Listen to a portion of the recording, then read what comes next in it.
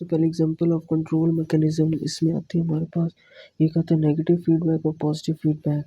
Negative feedback की क्या definition है?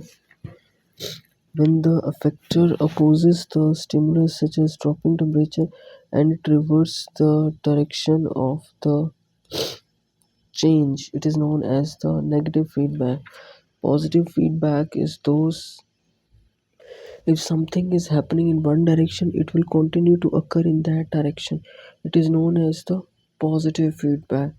पॉजिटिव फीडबैक ब्लीडिंग की एग्जांपल होती है। ब्लीडिंग ज़्यादा होगी, ब्लड ज़्यादा लॉस होगा, कोई इंजरी होगी तो ब्लड क्लॉटिंग फैक्टर ज़्यादा होंगे तो ब्लड क्लॉट ज़्यादा बनेगा, ब्लड स्टॉप हो जाएगा आना। और दूसरी एग्जांपल हो सकती है हमारे पास पॉसिबल लेबर कॉन्ट्रैक्शन। तीसरी हो सकती है generation of the nerve impulse, जिसमें हमारे पास एक्शन पोटेंशियल होगा, सोडियम का इन्फ्लक्स होगा, सोडियम अंदर आएगा।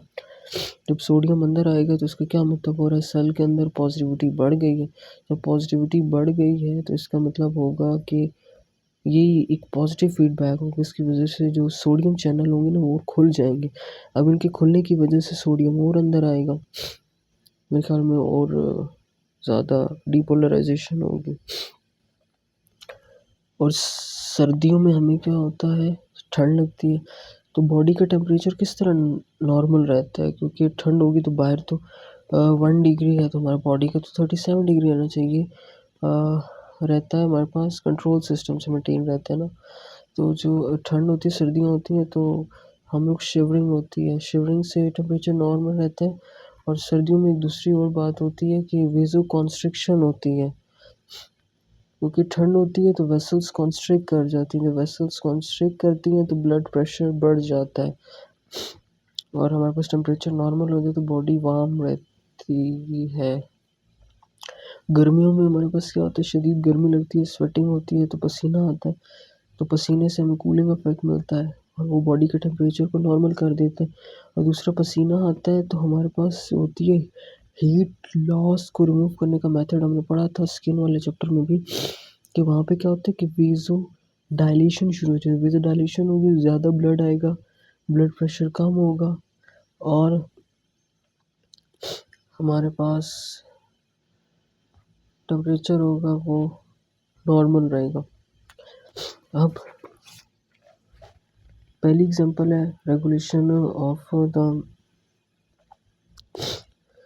Oxygen and the carbon dioxide concentration कि hemoglobin binds to the oxygen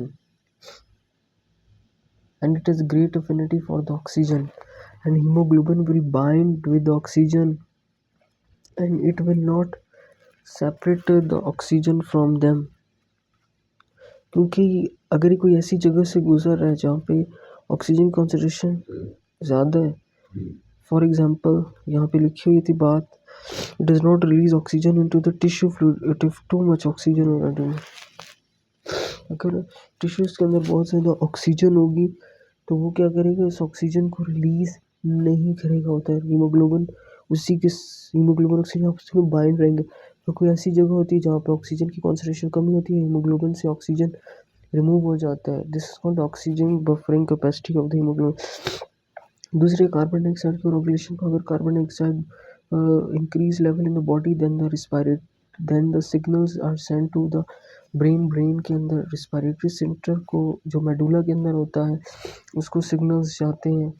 तो क्या करेगा कि हाइपर वेंटिलेशन करो, फ़ौरन ज़ोर ज़ोर से लंबे लंबे सांस लो ताकि जो ब्लड प्रेशर हो ताकि वो रेगुलेट हो जाए। Regulation of the blood pressure, it is controlled by the baroreceptors. They are the receptor that respond to the change in the blood pressure, and they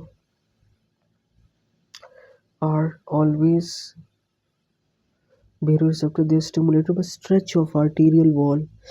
They are always stimulated by stretch of the.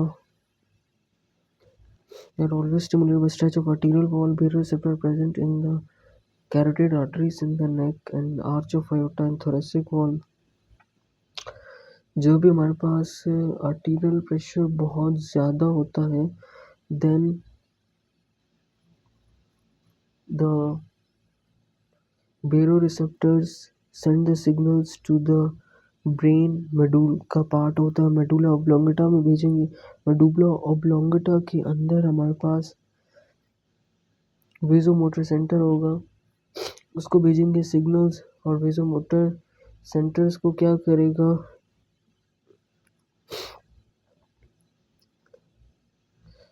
बेरोसेप्टर send signal करेंगे medulla को, और ये impulses क्या कर देंगे कि ये vasomotor centre को इनहिबिट कर देंगे। जब ये इनहिबिट हो जाएगा तो हमारे पास क्या हो जाएगा कि ब्लड की पंपिंग कम हो जाएगी और आर्टेरियल प्रेशर नॉर्मल हो जाएगा और बेरोसेप्टर कम स्ट्रेच होंगे।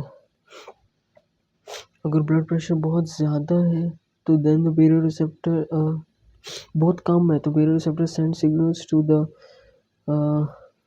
मेडुला ऑब्लोंगेटा के अंदर भेजेंगे, एंड मेडुला ऑब्लोंगेटा के अंदर ही वेजोमोटर सेंटर होगा, तो ये सिग्नल्स क्या करेंगे, उसको स्टिमुलेट करेंगे वेजोमोटर को कि और बहुत ज़्यादा ब्लड प्रेशर को बढ़ाओ, तो वो ब्लड प्रेशर को और बहुत ज़्यादा बढ़ाएगा और हार्ट की पंपिंग एक्टिविटी को बढ़ा देगा।